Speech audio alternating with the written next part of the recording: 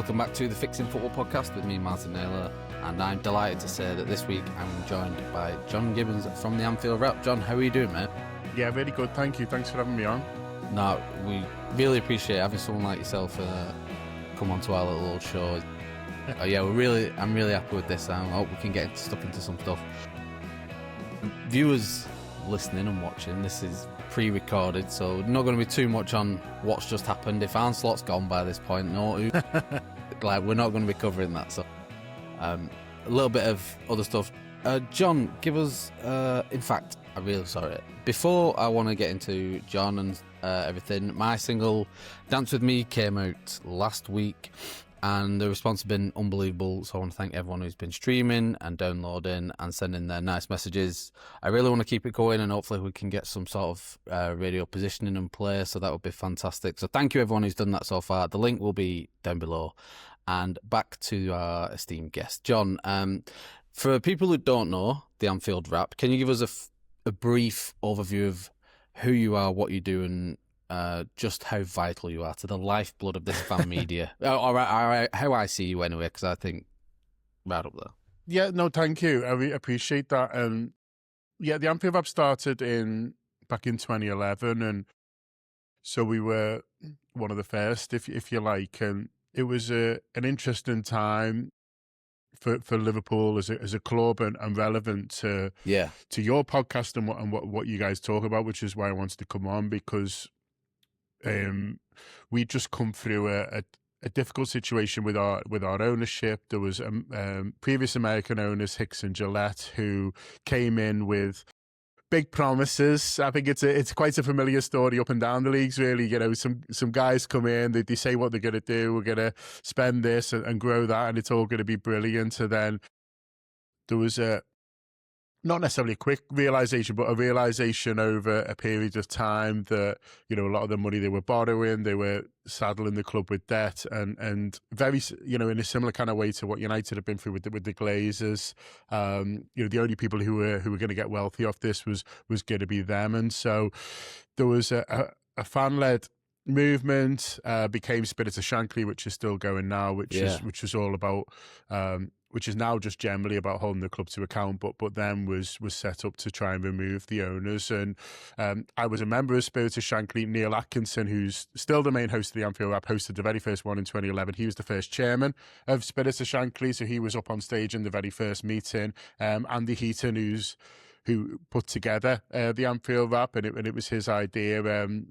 Was involved in those early meetings. Andy is always sort of slightly behind the scenes and talking in whispers and things like that, as he still is today. But a lot of us got to know each other basically through Spirit of Shankly, and Gareth Roberts, who was involved in the very early days of the Anfield Rap and is now off doing the Late Challenge podcast. But he had a fanzine called Well Read, which was challenging the ownership and educating really people on what was going on, because it can be quite hard. Obviously, you know, you kind of put Sky Sports News on, it's all about transfers and who's spending this and things like that, and it was tough for those of us who did have an indication of what was going on to get people to listen to us, really. So that was a primary reason for the Anfield Rap being set up, because thankfully there was an ownership change. Hicks and Gillette ran out of creditors, and the club was taken off them and then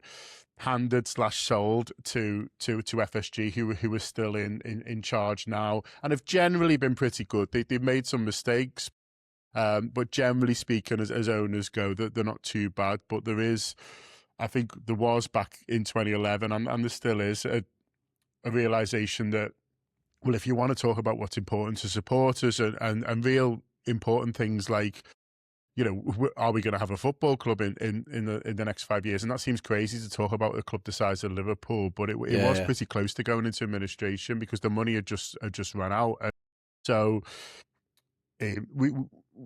you know, the guys so Andy who put it all together and got people involved, you know, I think a big motivator for him, and certainly a big motivator for me wanting to get involved, was this idea of you need to not quite control your own media, but you need to have a platform, and you need to create your own platform, really. And so that was the motivation all the way back in 2011. It was on the back of Hicks and Gillette, and just how hard it was to get, with notable exceptions, people like David Kahn, people like that who were talking about it.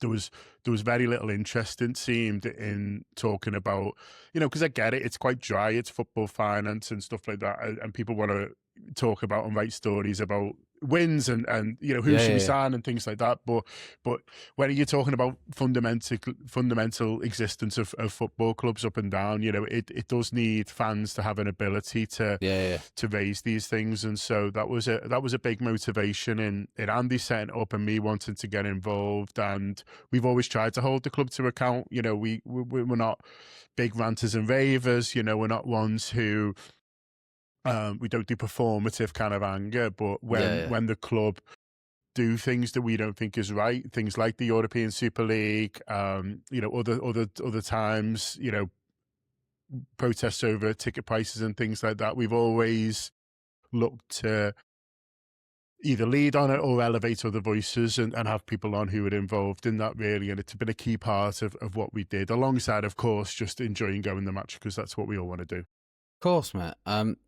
I was going to say, when did it first feel serious to you, like this as a podcast and your voice with the Anfield Wrap?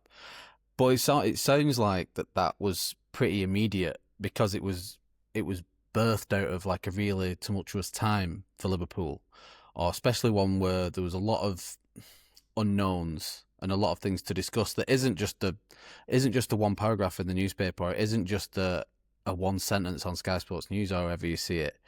But was that strategy to take it serious as a podcast and a fan voice, or was it just sort of a momentum thing, is where the Spirit of Shankly leads into the Anfield Wrap, and all of us are all sort of in this boat together, and let's just do this thing and really take it seriously a little bit?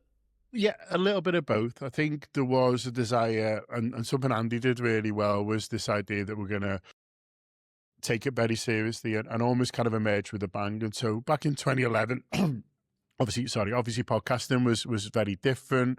I was going to say a very different industry. I mean, it'd be exaggeration almost to call it an industry at that point. It was very kind of grassroots. But what did exist at that point was a couple of podcasts. I think the Guardian one had started that were recorded pretty well, but were by journalists, or there was some fan media ones that were basically recorded on, almost like a dictaphone or something like that. And so we're really kind of poor audio quality. And so what Andy wants to do was something with the heart of the fan ones, but really professionally recorded. And so what he did, which was sort of quite grand of him, really, was to book a proper recording studio. And so those early ones were recorded in Park Street Studios, which was a famous recording studio in Liverpool. It was owned by Phil Collins. Huge acts have recorded there. But Andy realised he could get it for cheap at 10 o'clock in the morning on a Monday, because no bands want to record. I mean, you're a musician yourself. You don't get into music to get up at 9 o'clock on a Monday and go to work. And so Andy, this is what these are from. 2 kids and early. Exactly. Yeah. So Andy realised that he could get a good deal on Park Street Studios if we were in by 10 o'clock, and we promised to be out by lunchtime. And so we went in there, and a guy called Rich Turvey, who's done great work in terms of produced albums for Blossoms and stuff like that. Like, he was our producer in there, just doing our audio, and so that was quite. I think that sort of demonstrates how big that they were thinking, in terms of, like, not necessarily big in terms of like, oh, we want this to be a huge business, but in terms of like having high standards, I think, for what they wanted it to sound like. And it was out there, and also a load of written pieces went on the website when it launched. And so it didn't just launch as one podcast, it launched as a website with, I think, over 10 different written pieces from some fans, some journalists, from people who were a little bit in between. And so there was a lot for people to see. And then, because a lot of us spent more times than we care to admit on internet forums and things like that, we all had places where we could shove it out there. And so it did gain momentum quite quickly. And also, to be frank, there wasn't a huge amount about. So if you went into iTunes and put Liverpool, it was you tended to find us. And so we I think we benefited from Andy's, grand plans and Andy's kind of, ambition, vision for it, vision for it, but also the fact that we were, one of the first people really having a go, and there was, a desire to hear from supporters, and so it gathered momentum quite quickly. Was that 2011? Was AFTV around then? Was that? I think it's around the same time. Yeah. So there was so Redmen TV, which is obviously another Liverpool one. They were before us. I do have to give them a shout out for that. But they were doing funny Redmen. They were doing like little kind of like fun videos and stuff like that. It was a bit kind of like the stadium bedroom stuff. Soccer AM and stuff like that. So it was all really good fun, and I used to enjoy watching it. But it was sort of quite different to what it is sort of now. But I think in terms of podcasts, there wasn't a huge amount. Yeah, I'm just trying to picture the landscape then, it was mainly kind of like Guardian Football had one and things like that. It was mainly stuff like that.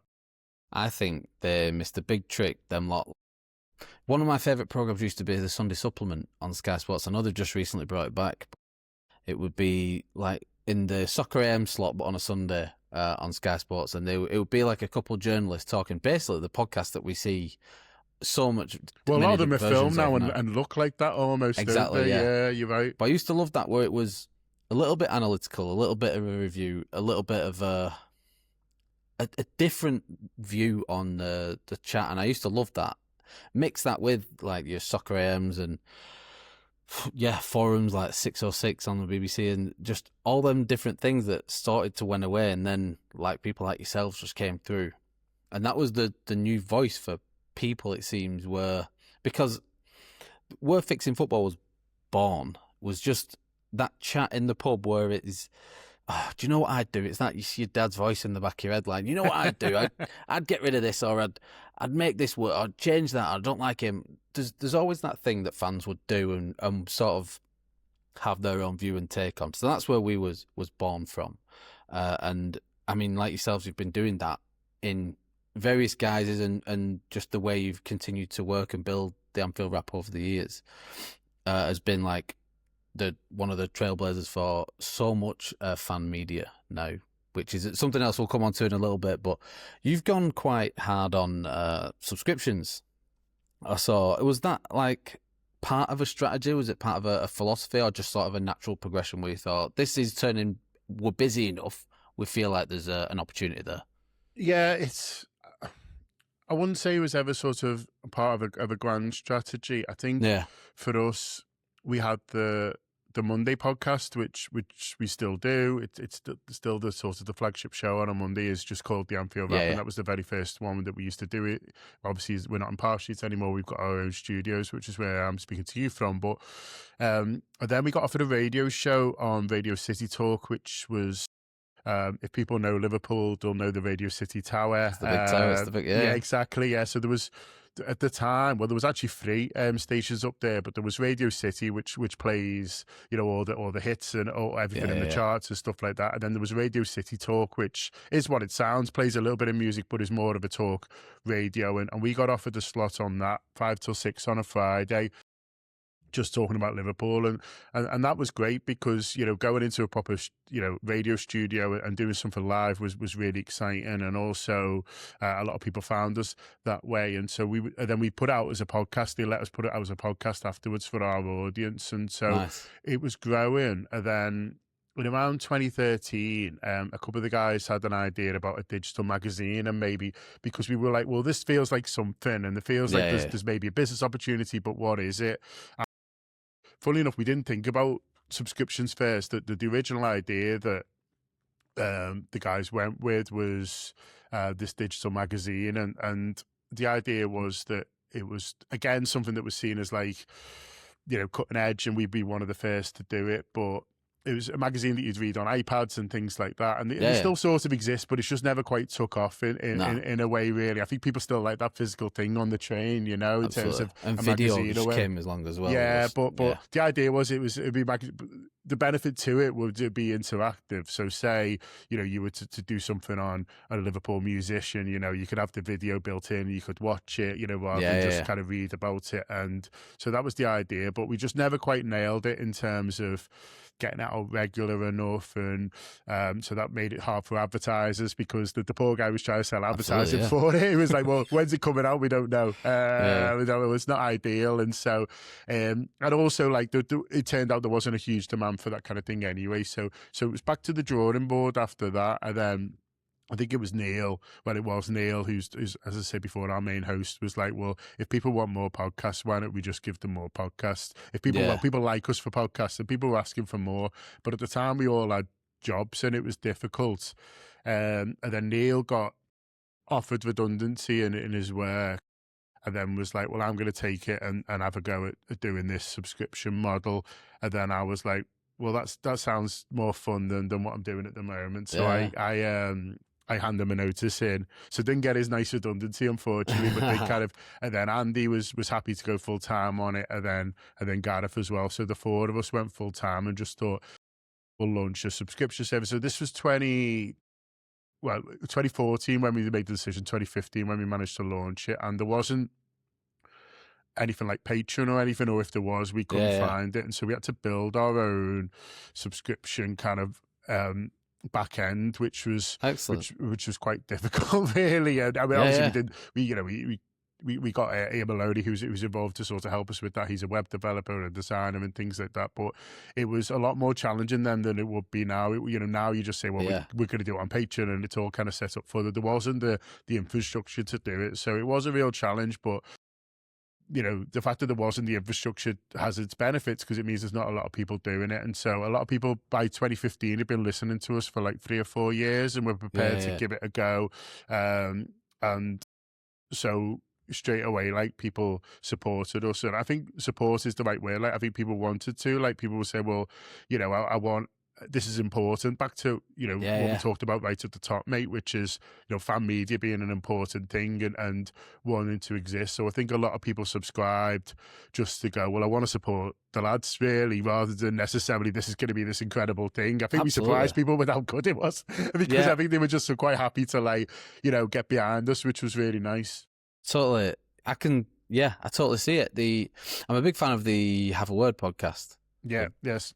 Liverpool as well, They've got fantastic sort of Patreon subscriber model based on, and I think one of the guys was speaking, they get like maybe 100,000 listeners per episode, but that converts to about 30,000 Patreon members. So 30,000 of that 100,000 are still willing to pay for it, which is unbelievable. It was a conversion. What Have a Word have done really well, and is to kind of almost build a community, haven't they? And so it's kind of important. It's a community that people want to be part of.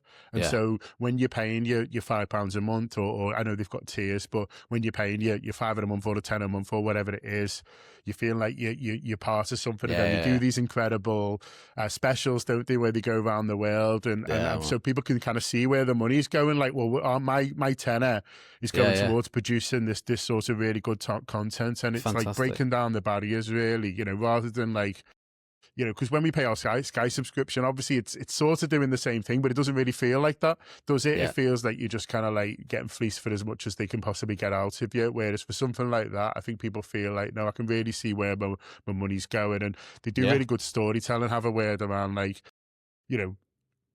employing people and growing it and stuff like that, and everything that comes in kind of goes out. And so the stuff they did with Zoe's Place was that incredible. Good, and so they've I think people feel proud to be a customer. Absolutely. And then when you've got yourselves, people who aren't podcast fans or necessarily Anfield Rap fans, are still Liverpool fans, and they might not be able to speak to everyone who they know about Liverpool, but then they've got this voice, and then it's yourself and it's the other guys who they can trust, and it's a familiarity, and they go, oh, I can get behind that. I can support them because they support something I support. So that's another community where with club fan media, as opposed to something that what I've found difficult is because we are quite broad in footballing terms. There's 4 of us who generally do this podcast. Myself, we're all from Bolton, but I'm an Arsenal fan, Liam, of course, is a Bolton Wanderers fan. My brother's a Chelsea fan, and our mate Luke's a Man United fan. So like, they've got all these voices, but you don't get that. It's harder to build that community a little bit at the moment. But we'll get there. We'll figure something out. It's coming. I got a couple more questions, then we'll have a quick break. Do you know that people are paying a subscription? It doesn't seem like this in the media, in your media to me, but do you feel a responsibility to give back because people are paying and produce something that is worthy of people paying for, as opposed to the free stuff that was coming out originally and that?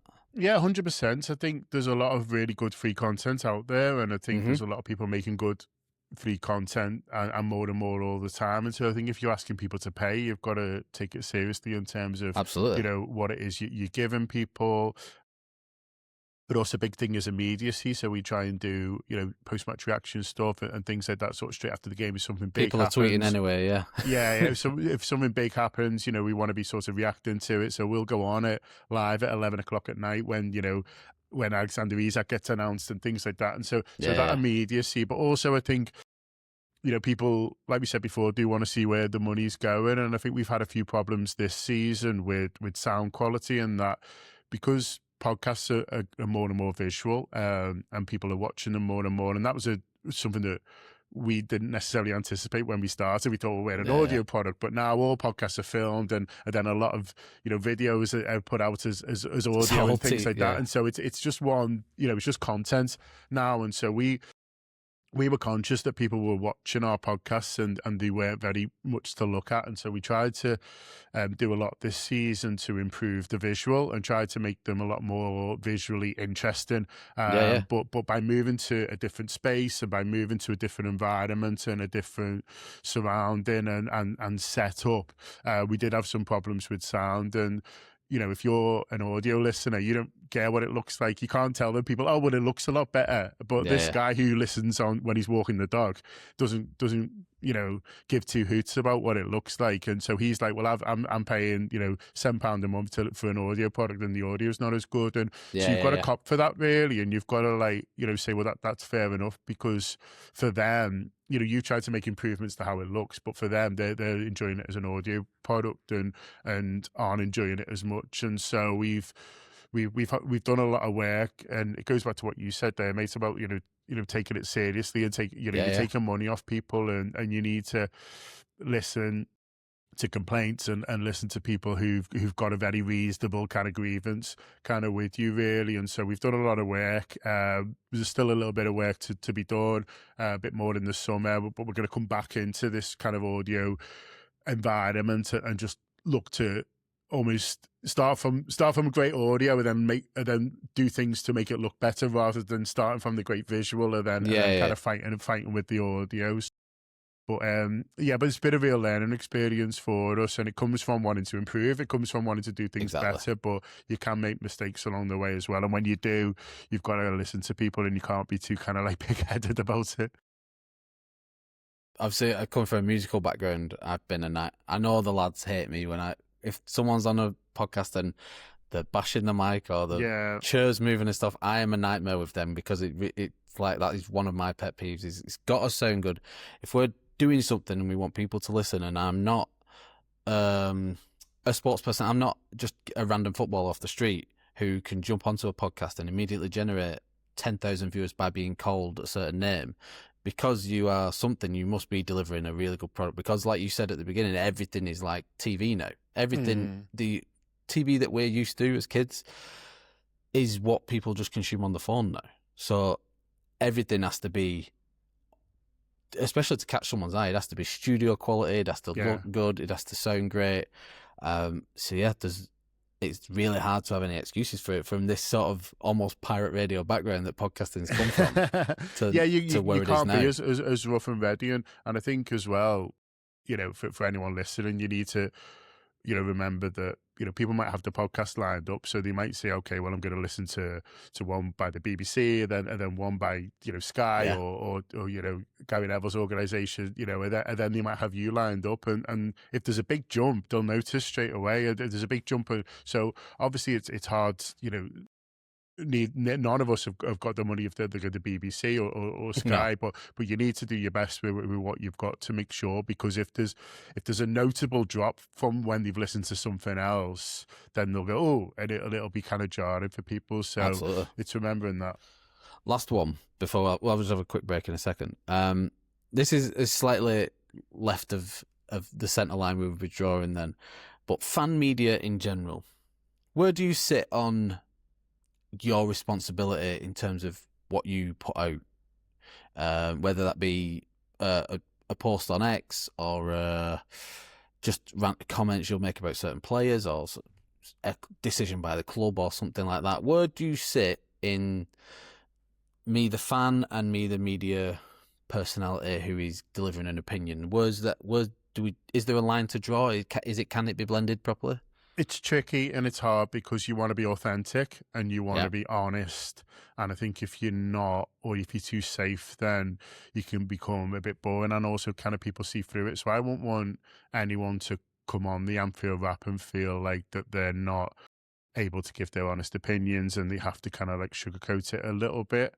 Where I try and draw the line personally is to not make it too personal. And so, you can say, listen, fucking hell, Liverpool were crap today, or what were we doing for that goal, and things like that. And you can say, listen, the manager's, he's making bad decisions, what's going on? And you can have an honest conversation about whether you can replace the manager or replace anyone. And I think that's fine, that's honest, and that's the conversations that Liverpool fans are having.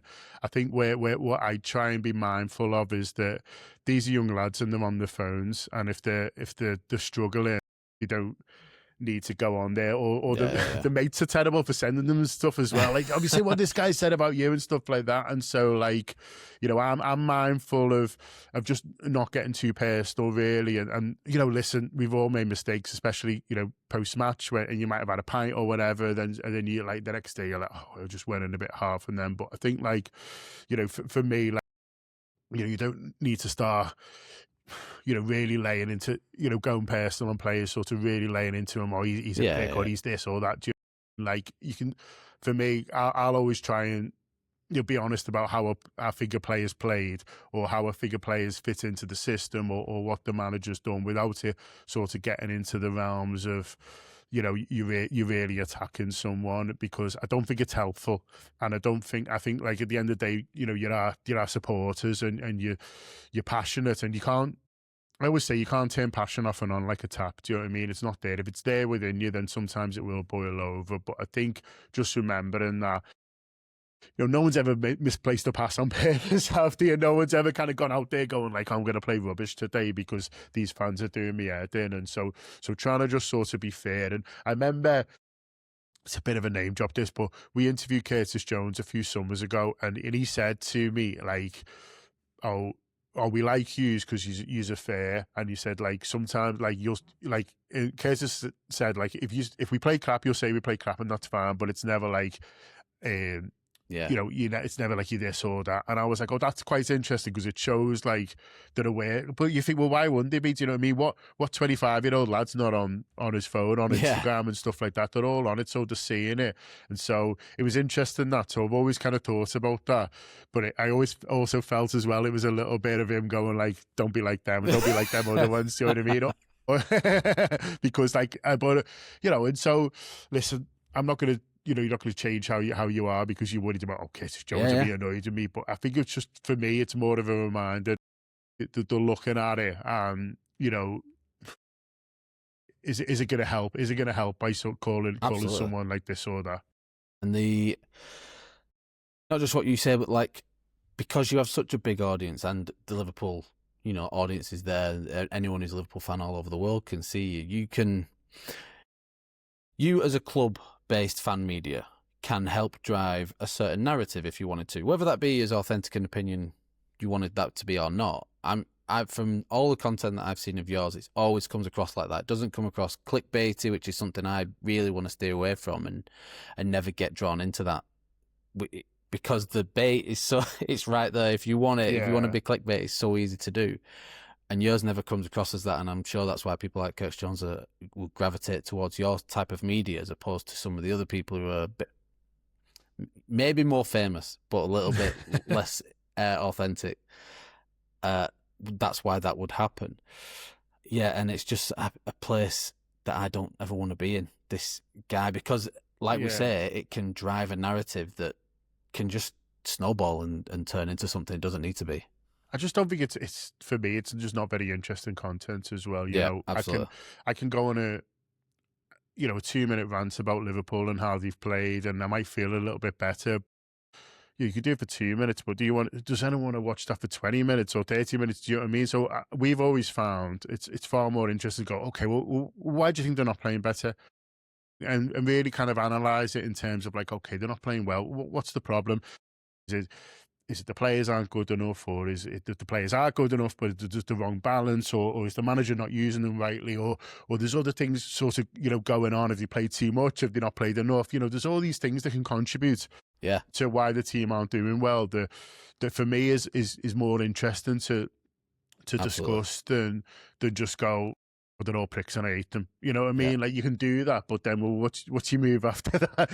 What about if they play worse next week? Like, how far are you sort of willing to go? And so I just think it's more interesting to discuss it that way. And I think for our audience, luckily, like that's the kind of thing that they're after. Well, that's a perfect place to have a quick break. Like I said, if you are enjoying this so far and our chat with John, please like, share, subscribe, do all that fun stuff that helps us grow and get to John's level one day, maybe. Who knows? Thank you, everyone who's been downloading the single. Dance With Me is still out there. It's on Spotify and Apple Music and everywhere you can find that music. It might even be on City Talk Radio by the time this goes out. Who knows? Get that lucky. So thanks for everyone who's been doing that. And we will catch you in 1 minute's time.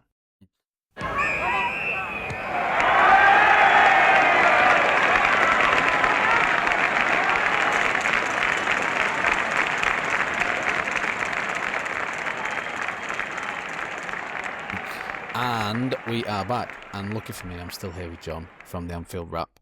John, this is the point now where you get to, what's the word? You put your stamp in the footballing world. This is the Fixing Football podcast, and we're here to make some real change, one way or another, just by me and you chatting. This is what we're going to do.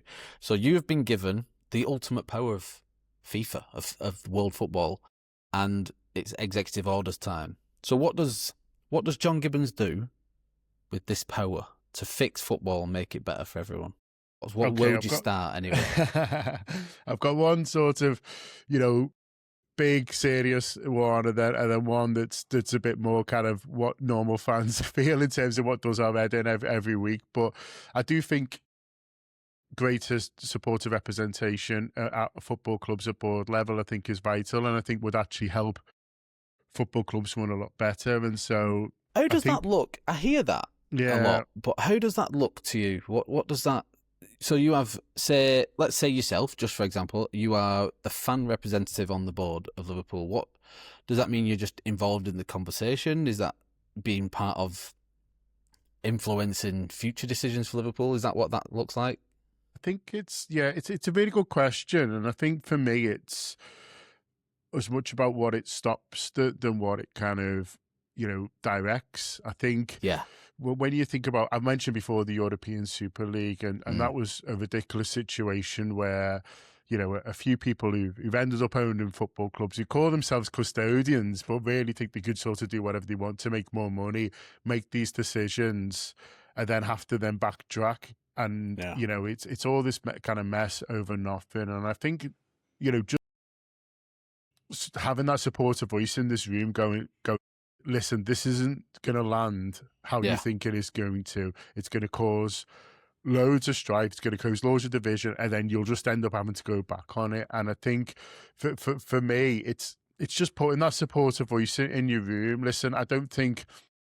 it's, although we'd love to, start talking about, this is the guy who should be the manager or going out and signing Mbappe and kind of stuff like that. For me, it's more like the issues that really affect supporters. So, I mean, the European Super League is a very specific, kind of rare example, but it is an example of where football clubs, I don't think, are thinking about supporters and are instead thinking about how can make as much money as possible, regardless of the damage it's going to do.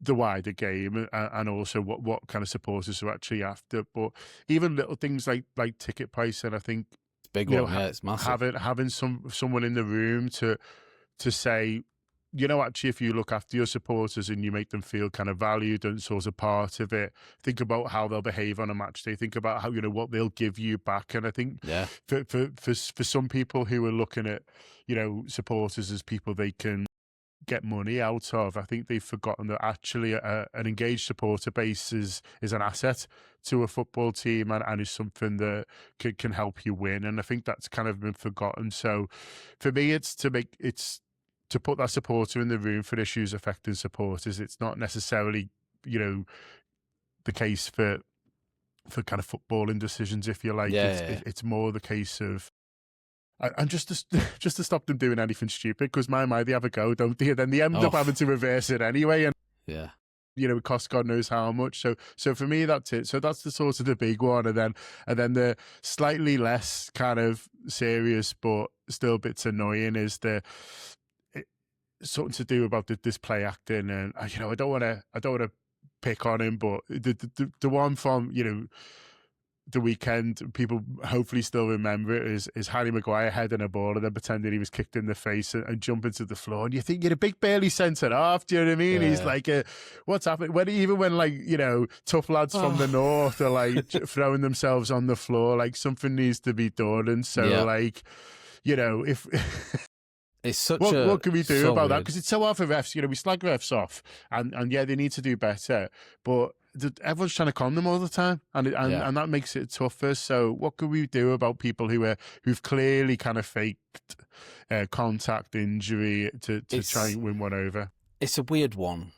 I like the idea of retrospective punishment, but it's also, when you get into that area, it gets real grey real quick, and I don't know. Maybe a couple heavy punishments for obvious attempts at this would maybe solve it a little bit. I don't know. That's the only thing I could think of that one. I think we are going to see something on it, because I think we're going to see something on what we're seeing on corners and set pieces right now as well, and what people are doing within the 6-yard area. I think there's going to be some change coming with that. Maybe we'll see at the World Cup time what FIFA are planning. It's going to be so hard. It's impossible to referee at this point.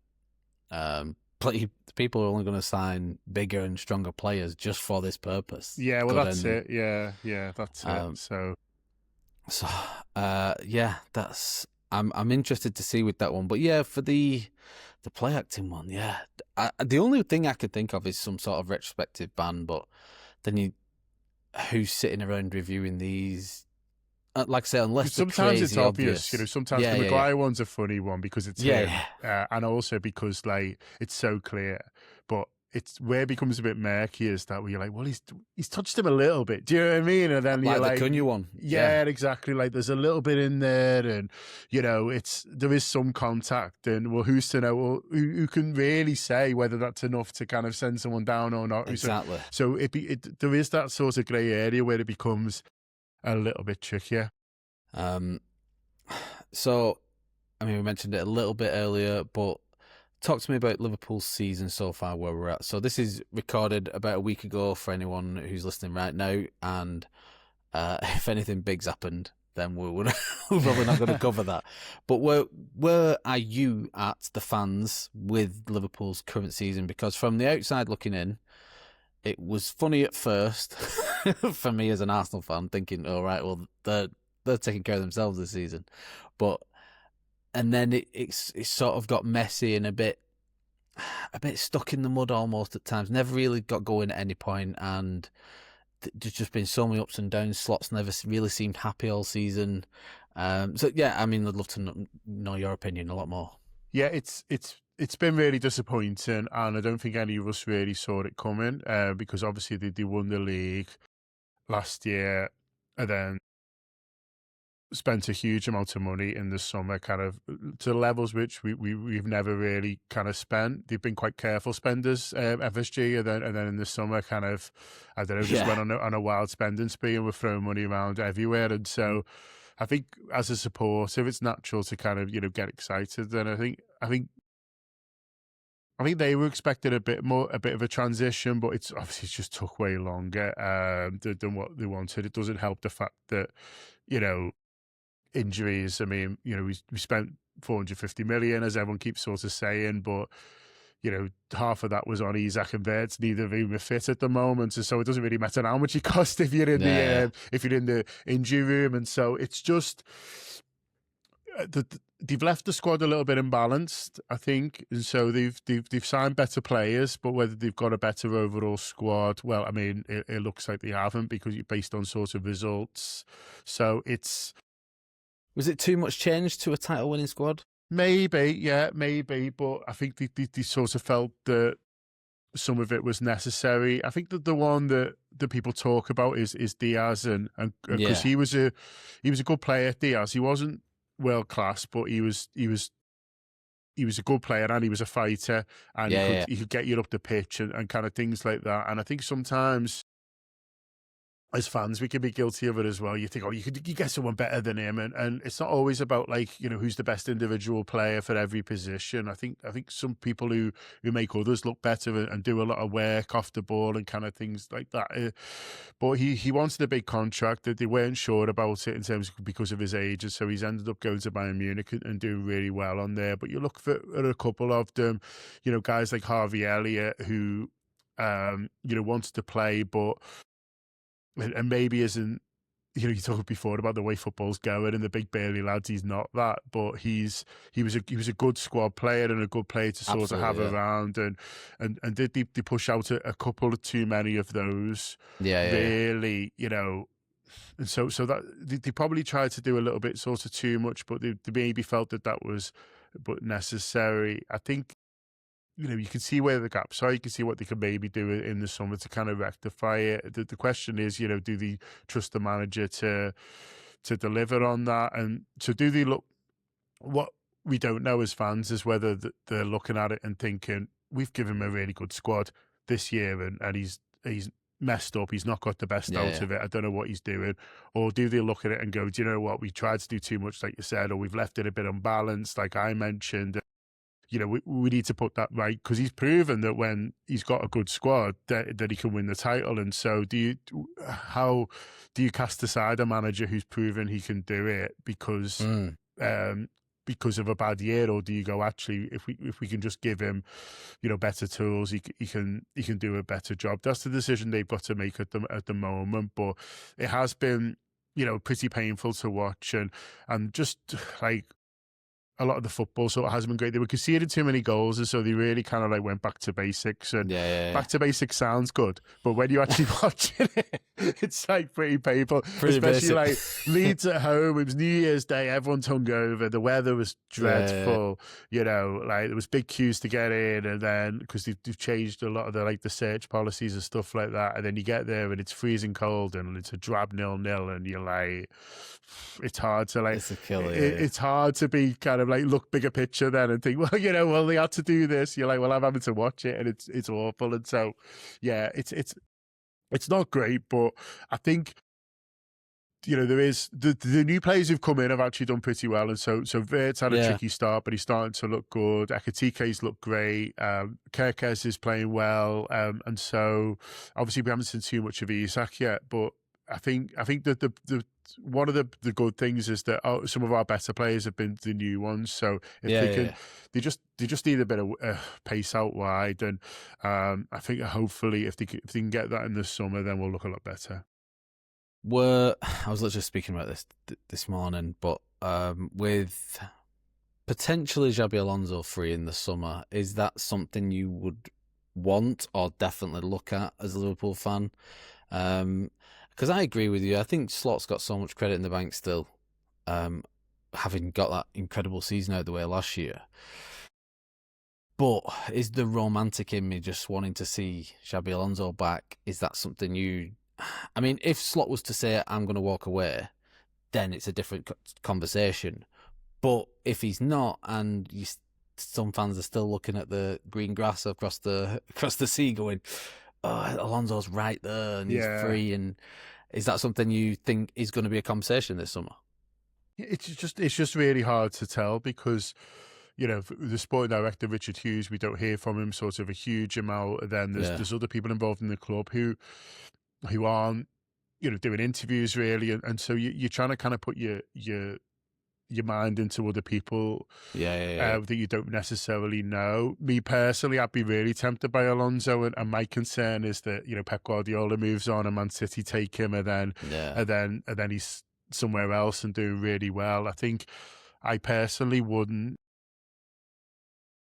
think too badly of him because of what happened at Real Madrid. I think they're in a bit of a mad place at the moment.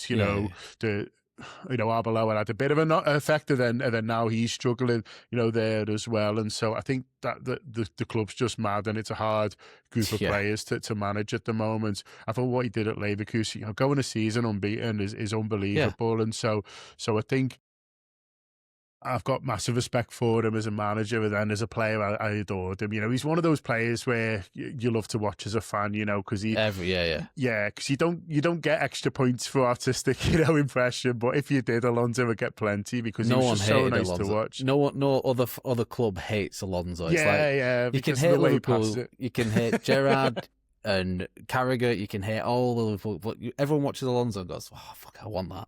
And just like the perfect career, when I always think with Alonso, when you're like a 10-year-old in the playground and you're like, what I'm going to do is I'm going to play for Liverpool, and then I'm going to play for Real Madrid, and then I'm going to play for Bayern Munich, and he did it. He did like the 10-year-old kid, his dream career, and started at his boyhood club as well. I'll start here in the my boyhood club, and then I'll go to Liverpool. I win the Champions League for the first time in 20 years, and then I'll go to Real Madrid, win everything, and then and you're like, no one gets to do that, that's like, but he did. Class. And so he's just had this unbelievable life, and so I'd love him to come back, but the worry is that they wait a little bit too long because he's not going to be out of work for forever, and then he ends up going, and we've got to watch him up and down at Man City or wherever it might be, which would be a real blow. What was the last one? Who do you rate in football media right now? Who's someone, aside from your team and yourselves, who because I look at other people, I quite like, he's not someone who I agree with a lot, but Rory Jennings, I think, does this thing well. This thing what we're doing, I think he does it well. So who do you look at like that and think, I would recommend him? If you're not coming to us for Liverpool stuff, this is who I'd recommend for football stuff. Who do you think's good out there? Yeah, I know what you mean about Rory. He's developed like himself, hasn't he? And sort of, he was quite young when he come through, and but you see him kind of now and how he conducts himself, and it's sort of, quite impressive. I'll talk about other podcasts that I enjoy, and I think from an Arsenal point of view, I think Arseblog's really strong in terms of sort of what they're doing. That's the one I'd listen to. Yeah, I think those guys, really measured. Like we were talking before, it's not performative. It's passionate. I think they're really good. There's a really strong Celtic one called the Celtic State of Mind, which I'd encourage people to check out if you're interested in what's going on. Yeah, speaking to them at there was some awards last November, and I was sat next to the guy and his wife, and we had a good chat with them. Nice. Yeah, really, really good what they're doing over there. So it might have been, it's probably Paul who you spoke to, or it might have been Kevin. Yeah, those guys are really strong. I like the Newcastle True Faith. Obviously, there's a fanzine and there's a podcast in there as well, and the people who've kind of built that. Even from a United point of view, slightly different, but the fanzine, United We Stand, and Andy Mitten and what kind of he's built there, I think is really impressive. Andy's more, from the written side, but he does podcasts as well. And anyone who for me, if you're looking at more fan media, when people, you can they really love the club and they really back the club, but then at the same time, if they felt like the club had done something wrong, they'd speak out and go, no, this isn't right. And so I think you want to support your team, but at the same time, you can't be blind to everything that they're doing, and you've got to sometimes say actually, my football club's in the wrong in here. And I feel like all those guys who I've mentioned would do that, but they do it because they love the club, and they do it with the club's best interest in heart. And the ones that I don't like are the ones where you feel you almost suspect, they'd rather get beat so they can have a big rant and stuff like that. Whereas some obvious candidates there. Yeah, exactly. whereas the ones those guys, you can't dispute how much they love the club and they've dedicated themselves and what they do Yeah. to supporting, really. And those are the ones I like. There's probably one or two others I've forgotten, so No, apologies. yeah. I always think it's nice to sort of give compliments to people in such a competitive environment. And, we're a small entity of this little massive pie of football that we're in. I did have some quickfire questions, but I'm starting to think that they're all going to generate some longer conversations. But let's try it, and we'll see how far we get. So I've got 5 quickfire questions. Take them however you want to do it. Childhood hero. Oh, Robbie Fowler. If you want to say, back to when I was definitely a child, Robbie Fowler, from not far from me in Liverpool, Nice. and just the way he played was just a joy. Yeah. We, again, taking quickfire off the table now, but I went for, like I said, I'm an Arsenal fan, but I went for a tour of Anfield for my 8th or 9th birthday, as Michael Owen was just the hero then. It was, and they used to have this, I don't know if it's still there or a version of it is still there, but they used to have this part of the tour where you could test your shot strength against against some of the players, and there was like Patrick Berger, and then Robbie Fowler was surprisingly number 1 in this list, because my dad used to call him Beef Burger, because he just used to fucking smack it, and it was ridiculous goals. It felt like all the time. Yeah. So yeah, even though I'm Arsenal, Michael Owen was one of my heroes growing up. What's one Liverpool take that you were wrong about from the podcast? Oh, Or you think you've maybe predicted and it's not come true or something like that? Or have you been really wrong? yeah, I think it's funny. We talked before about managers, and I'm always kind of a bit reluctant to. It's probably only Roy Hodgson who really thought that's it. He needs to go. I think with some of the others, because you get that emotional connection. I'm like, so I think with all of them, you look back to Gerard Houllier, I'd probably given him another year. Looking back, that would have been crazy. He was completely gone. Benitez, I remember on the day he was sacked and we were protesting up at Anfield, like loads of us and stuff like that. And then looking back now, he was completely burnt out, Benitez, and things like that. But and then even Rodgers, I remember thinking, I won't be sacking Brendan Rodgers now. It was only October, and then 3 weeks later 2 weeks later we've got Jurgen Klopp in, and then thinking, yeah, probably actually, that is a bit of an upgrade. I can see that now. Fair. And so I think me emotionally hanging on to managers and thinking, I'll just give him a bit longer is probably where it's probably a good job that I'm not making those decisions. I've got here a question, but I sort of want to elaborate a little bit, because one of the things that I thought you guys did really well was your episodes sort of surrounding Diogo Jota after the unfortunate incident this summer. Has that been one of the hardest moments as a podcast? Being able to think about what you want to say the right thing. You don't want to rush it, but you want to be. You sort of want to be first as well to say your point, but you want to be right. Is that a hard balance? Was it all them things considered? And if there is another hard moment that I'm missing, please elaborate. No, I mean, it was a tough summer. There was a few. Of course, the parade as well. Yeah. And also, I want to give a mention to Matt Beard, who was the manager of the women's team, who really tragically took his own life. And Matt was very good to us. Right. We try and support the women's team. We'd like to support the women's team more. I went to a week or so ago, watched them knock Everton out the FA Cup, which was good fun. But I don't get down as much as for a variety of reasons, mainly kids. And sort of life, and sometimes the games clash, which is dead annoying.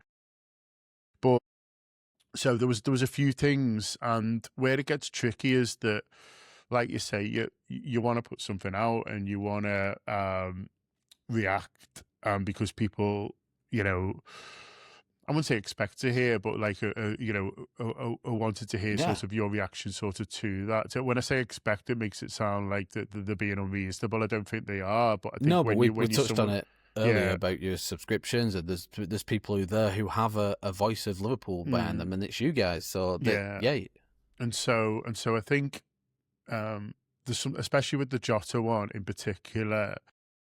Sometimes you've got a microphone in front of you and you're not quite sure how you feel yet, and it's not quite kind of sunk in, and then you're trying to describe your feelings when you've not fully processed them. And sometimes you might say, well, wait till you have, but you don't know how long that's going to take sometimes. And so what you're going to do, put nothing out, yeah, it's quite tricky really. And so I think in those moments, the parade was a tough day for lots of people. For me personally, I took my boy into town, and he was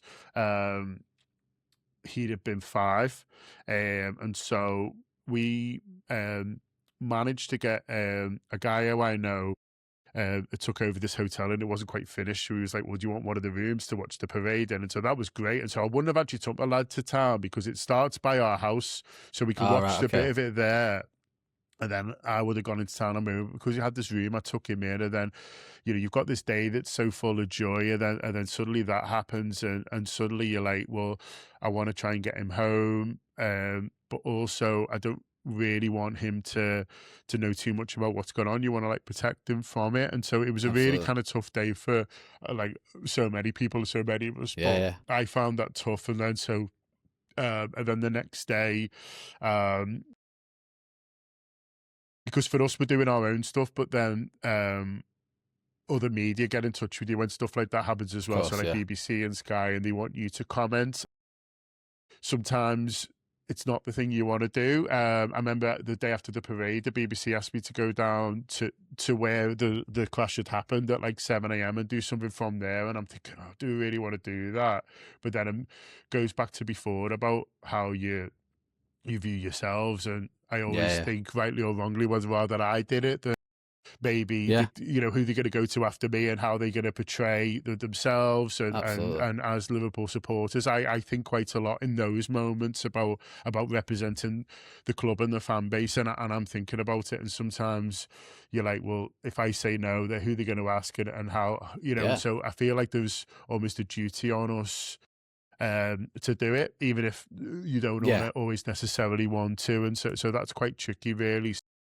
It was a it was a hard summer. Listen, it was harder for other people of with course, the Jota one. I always say for the not just the players but the people who work for the club, he was their mate. Do you know what I mean? yeah, For us, he was a footballer that we really admire, but for them, he was their mate. So they're always going to be affected by it more. But the parade, just to have this joyous day kind of, you know, almost ruined. It felt ruined on the time. I can look back on it with fonder now, and then with what yeah, happened yeah, to yeah, Matt, because like he was just fundamentally a really good fella, and was good to us. And he'd come and have a pint with us after games and stuff like that. He was just wow, like a normal guy. yeah, yeah, Was just a sort of a lot really, and a lot you're dealing with emotionally, and you're having to keep kind of fronting up really. And it did come to a point where I was chatting to Neil and just saying, like, it's fucking hard, this, isn't it? Like, remember that idea we had to talk about footy, and we thought it'd be a laugh, and then now, like, you unbelievable, keep getting these things. So yeah, so I'm glad you mentioned that, because it's a reminder that sometimes it can be it can take a lot out of you, but you do have the responsibility in those moments to kind of not shy yeah. away. Well, I wanted to make a point to say that if when we were sort of organising this chat, that it is something that I thought you guys did really well. Is Thank you, I them appreciate that. covering that bit. So let's finish on something a little bit more light-hearted. If you weren't doing football media and you weren't involved with the Anfield Rap, what would John Gibbons be up to these days? Yeah, fully enough, I used to so I worked in market research, which was very different, and so I used to joke that, yes, all those women who bother you with clipboards on the street, they used to work for me, and so I used to get all the data back and like write reports. And it was actually really interesting because you'd be working with lots of different kind of companies, Yeah, and the guy who I worked for was a really good guy. Chelsea fan, never mind, but he was a good guy. And then I enjoyed that, and so I wasn't sort of desperate to leave. yeah, But obviously, with the opportunity to talk about football for a living, you've got to grab that. But I did used to do a lot more in music as well, and so it was nice to talk to, like, a fellow kind of musician and someone who's involved in the industry, because that's something that's had to fall by the wayside a little bit. But I used to play, I used to put gigs on and do promoter. I managed a band called the Shipbuilders for a while. They were still going and doing well, and so I would have liked to have maybe done a little bit more of that. Maybe I could have been the next Tony Wilson. Who knows? that would have been sort of quite good fun. But I haven't done too badly. I can't complain. In fact, the night of the parade, he was talking about it, I was due to be on Neighbourhood on Castle Street, and I've done the hundreds of times before. It's one of our spots used to do Neighbourhood Leeds, Neighbourhood Liverpool, and Neighbourhood Manchester before it went. But Neighbourhood Liverpool is one of my favourite venues. I used to love that. But obviously when the stuff went down in the parade, they cancelled that. Yeah, so, didn't feel like a party anymore. It didn't. But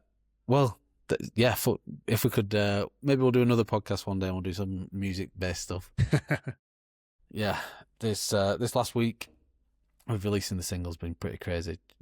John, I can't thank you enough, mate, for giving up some time today and chatting to us. It's been a real pleasure, a real joy, and an honour to speak to you guys, one of the pioneers in this space. And I hope people have got a bit more of an insight into you, because maybe this is a part of the fan media world that you don't get to talk about as much, because we're always so driven on the results and the reviews and who's doing what and who said this, that maybe it's just a different angle to look at. So no, it was nice to reflect. Yeah, we don't do a huge amount of it, as you say. You talk about the last game, and then you talk about the next game, and then but 15 years been going now, so yeah, we must be doing something right. You're doing all right, guy. I'll give you that, John. Thank you so much. Please let everyone know where they can find you. Yeah, it's at the Anfield Wrap. It's Wrap with a W, across all social media and podcast platforms, and YouTube, as we discussed now as well, because everything's video as well. Wicked. I'll next time I'll tell you my John Barnes story, because it's just reminded me. But we'll get on to that another time. John, thank you so much. Everyone, please do go like, share, subscribe, follow John and the Anfield Wrap wherever he's just told you to, and everything of ours is at fixingforwardpodcast.com. Don't forget to stream Dance With Me on Spotify and Apple, and let's do it. Let's get somewhere. I'll be on City Talk one day. Who knows? Thanks again, guys.